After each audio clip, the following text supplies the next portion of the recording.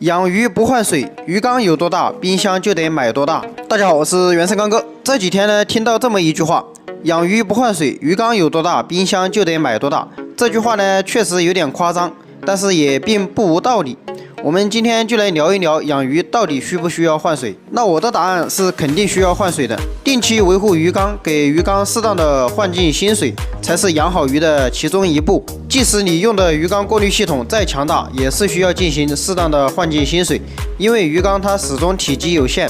水是在缸内一直循环，一些残留的饲料和鱼便长时间的沉积就会导致缸内水体滋生各种各样的有害物质和各种病菌。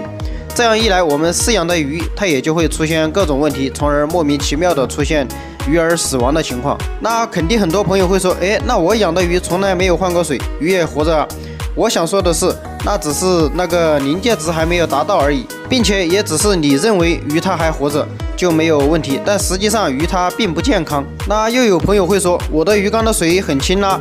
水清也并不一定代表鱼缸的水体健康，所以定期维护鱼缸，给鱼缸定期适当的换入新水是非常有必要的。除非你用很大的鱼缸养很少的鱼，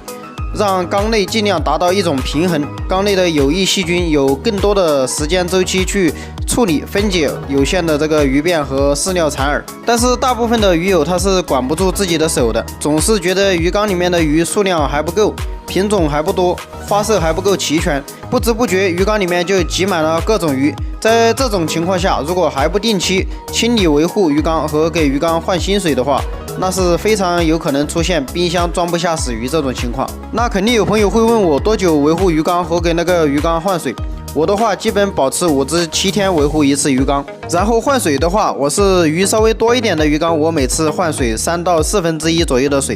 鱼少一点的缸，每一次换4到1/5的水。这也就是为什么经常有很多朋友会问我的鱼缸的水体为什么那么透的原因。好了，以上是我个人的一些拙见，望各位朋友多多指正，感谢大家的观看。